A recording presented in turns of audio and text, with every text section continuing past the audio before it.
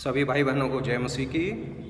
आज हम परमेश्वर के वचन के ऊपर ध्यान करेंगे और ये निर्गमन 20 अध्याय और उसके 7 वचन में ऐसा लिखा है कि तू परमेश्वर का नाम व्यर्थ न लेना। प्रभु अपने वचन के पढ़े जाने पर आशीष दे। मेरे भाई बहनों, बाइबल जहाँ हमें एक आज्ञा देती है कि हमें परमेश्वर का नाम व्यर्थ नहीं लेना है, वहीं दूसरी तरफ रोमियो 10 अध्याय और उसके 13 वचन में लिख रखा कि जो कोई प्रभु का नाम लेगा वह उद्धार पाएगा। दोनों ऐसे लगते हैं जैसे एक दूसरे के विरोधी शब्द हों, विरोधी बातें हों, लेकिन हम लोगों को मालूम होना चाहिए कि परमेश्वर के कहने का अर्थ क्या है। और यहाँ बाइबल बताती है कि तू यहोवा परमेश्वर का नाम व्यर्थ न लेना। बाइबल में परमेश्वर के अनेकों नाम जगह जगह पर दिए गए हैं, जबकि बाइबल बताती है निर्गमन उसका 20 अध्याय में वहाँ लिखा हुआ है कि तू किसी को ईश्वर करके न मानना। अर्थात परमेश्वर बताना चाहता है कि मात्र एक परमेश्वर है, एक परमेश्वर है। वो एक परमेश्वर है, उसका नाम व्यर्थ नहीं लेना। और वहीं नए नियम में बताया जाता है कि जो कोई परमेश्वर का, प्रभु का नाम लेगा वो उद्धार पाएगा, बच जाएगा। तो आज हम उसके नाम के बारे में थोड़ी सी चर्चा करेंगे। बाइबल के अंदर जब उत्पत्ति उसका 1 अध्याय और 1 वचन को हम पढ़ते हैं तो वहाँ लिखा है कि परमेश्वर ने स्वर्ग और पृथ्वी की सृष्टि की। तो वहाँ जो पहला शब्द बाइबल के अंदर आता है परमेश्वर के लिए वो है इलोहिम। इलोहिम का मतलब है वो सिंगुलर वर्ड है, एकमात्र परमेश्वर। वो जीवित परमेश्वर है, वो सॉवरेन गॉड है, संप्रभु है, और वो मात्र एक परमेश्वर है। तो सबसे शुरू में हम परमेश्वर का पहला नाम देखते हैं, इलोहिम गॉड। जब परमेश्वर सृष्टि करता है तब हम उसके इस सुंदर नाम को देखते हैं। उसके साथ साथ फिर हम उसका दूसरा नाम देखते हैं जो बाइबल बताती है यहोवा, याहवे। एक बार की बात है जब परमेश्वर ने मूसा से बातें करी और उसने कहा कि तू जा, इज़राइलियों को उस गुलामी से निकाल के ले आ, मेरे लोगों को। तो मूसा बोलता है मैं क्या बताऊं ना। तो निर्गमन 3 अध्याय के 13 और 14 वचन में परमेश्वर इस तरीके से बोलते हैं कि तू उनसे बोलना कि मैं जो हूँ सो हूँ। ये अपना परिचय परमेश्वर देते हैं, मैं हूँ ने तुम्हें भेजा है, ऐसा बोलना।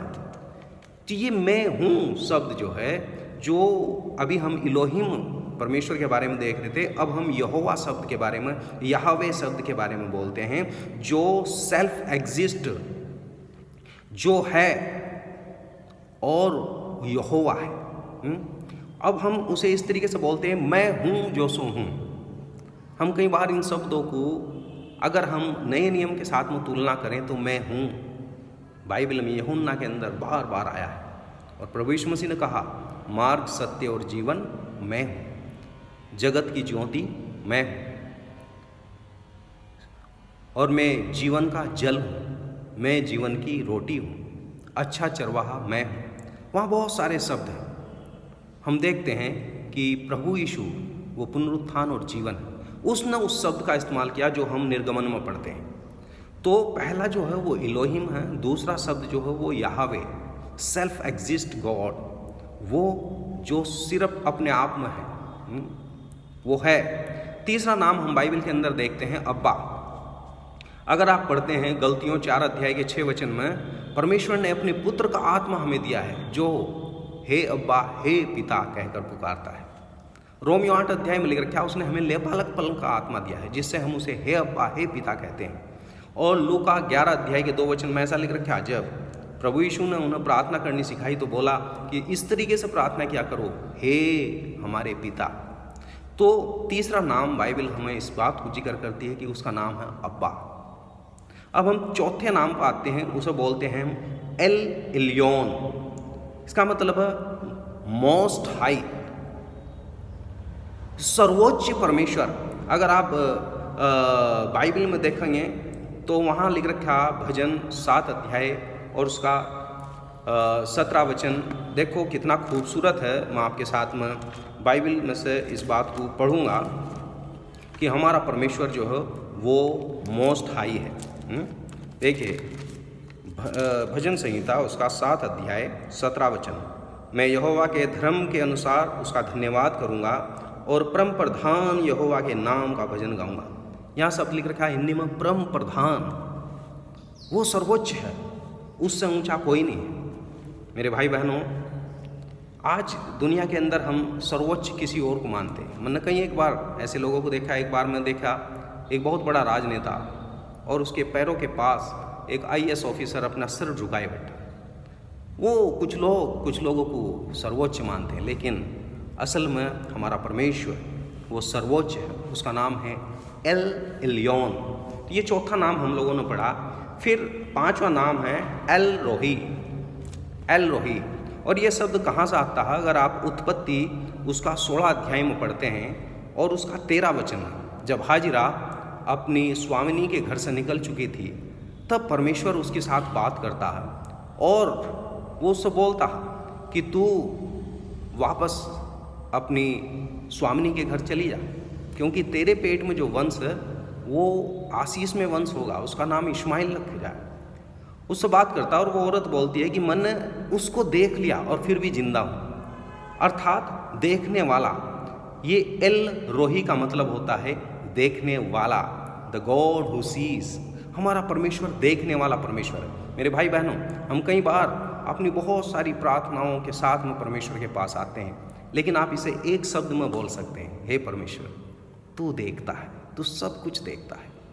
हम हमेशा परमेश्वर का आभारी रहना चाहिए मेरे भाई बहनों कि हमारा परमेश्वर सब कुछ देखता है, वो सब कुछ देखता है।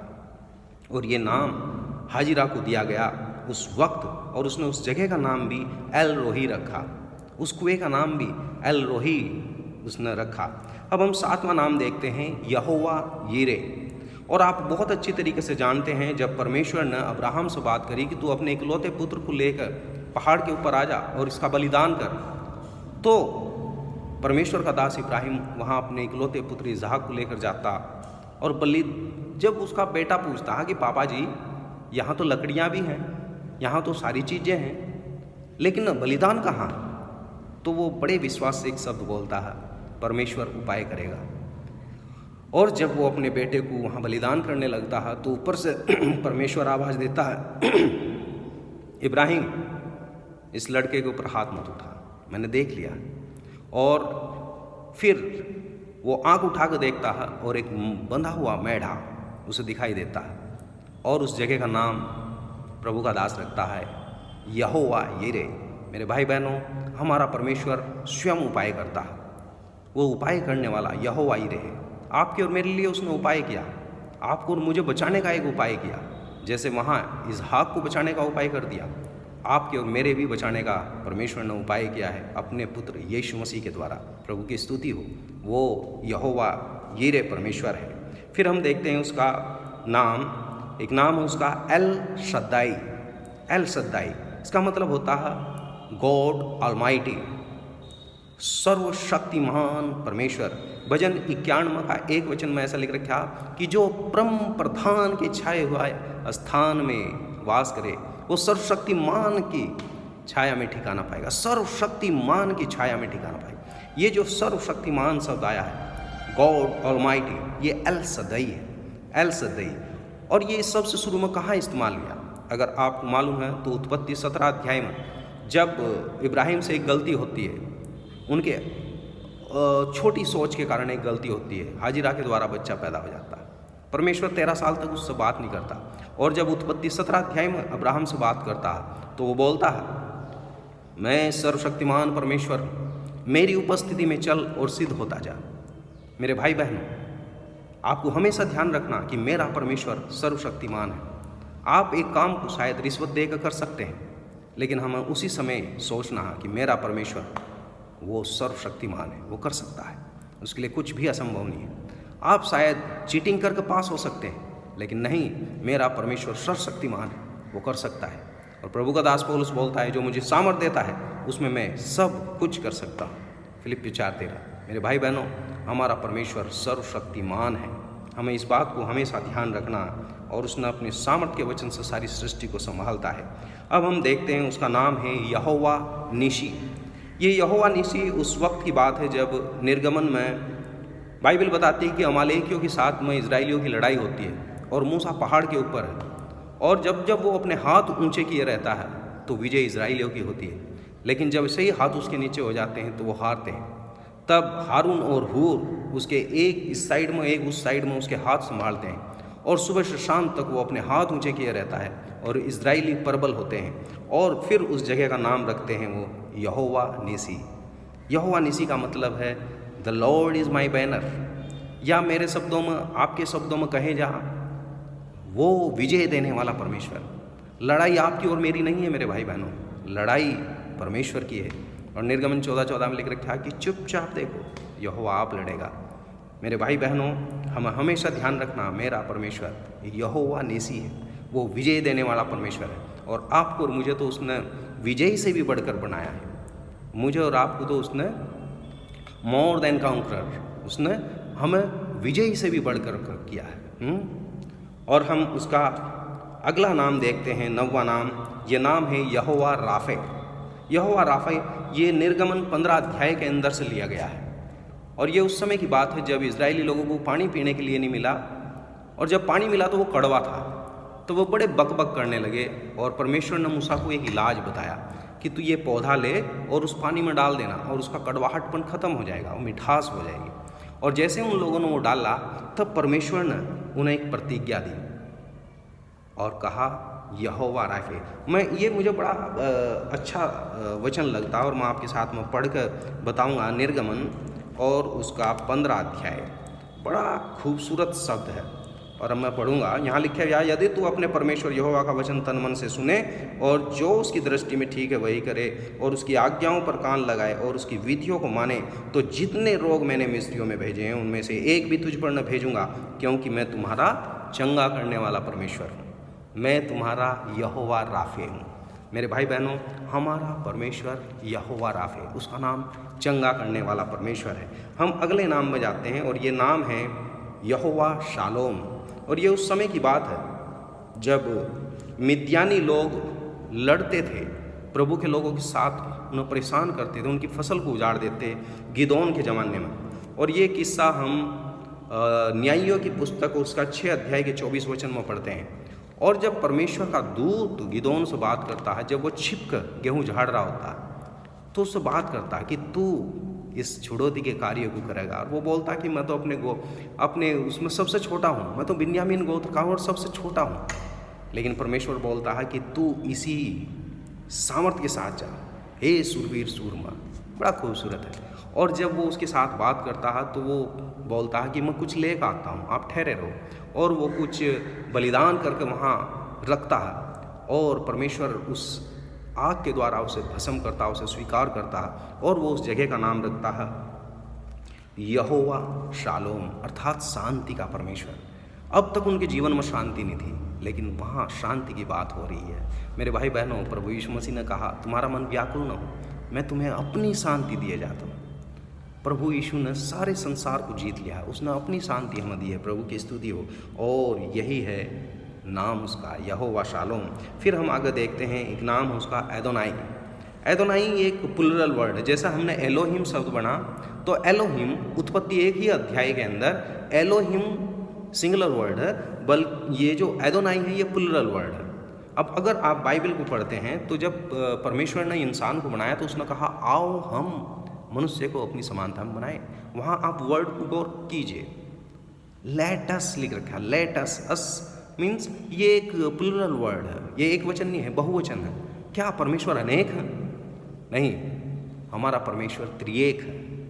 वो त्रिएक है, वो पिता, पुत्र और पवित्र आत्मा के रूप में यहाँ बातें करता है। और हमें कभी भी कंफ्यूज होने की ज़रूरत नहीं है। वो सिंगुलर वर्ड का इस्तेमाल करता है तो यहाँ पर वो प्लुरल वर्ड का भी इस्तेमाल करता है, बहुवचन का इस्तेमाल करता है। इसलिए वहाँ जो शब्द आया है वो एदोनाई, वो मेरा त्रिएक परमेश्वर है।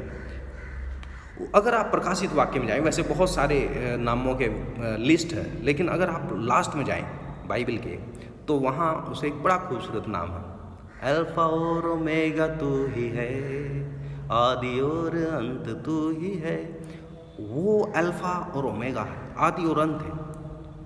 मेरे शब्दों में कहे तो ना तो उसकी कोई शुरुआत ना कोई उसका अंत है, वो अनंत है, अद्भुत है हमारा प्रभु। लेकिन अगर हम कंक्लूड करें, अब हम कंक्लूजन करेंगे, तो बाइबल बताती है, अगर आप फिलिपियो 2 अध्याय के 9 वचन में पढ़ेंगे, और उसे वो नाम दिया गया जो सब नामों में श्रेष्ठ है, और उसे वो नाम दिया गया जो सब नामों में श्रेष्ठ है। हर एक घुटना उसके सामने टिकेगा, हर एक जीव अंगीकार करेगी कि यीशु मसीह ही प्रभु है। प्रभु यीशु मसीह की जय। ये नाम सर्वोच्च नाम, सर्वसुंदर नाम, बहुत खूबसूरत नाम। क्या नाम है वो? उसी नाम के बारे में बोल रहा है कि जो कोई प्रभु का नाम लेगा उद्धार पाएगा। क्या नाम है वो? वही नाम है जो मत्ती 1 अध्याय के 23 वचन में 21 वचन में दिया गया है, और लिख रखा, पुत्र जनेगी तो उसका नाम यीशु रखना, जिसका अर्थ है वह अपने लोगों को उनके पापों से बचाएगा। बचाने वाला, यीशु का मतलब है अपने लोगों को पापों से बचाने वाला। प्रभु की स्तुति हो। हमारे प्रभु का बड़ा खूबसूरत नाम, यीशु का नाम मनोहर है। वो सबसे सुंदर है, वो बहुत मनोहर, बहुत खुशबूदार, बहुत ही मीठा नाम है।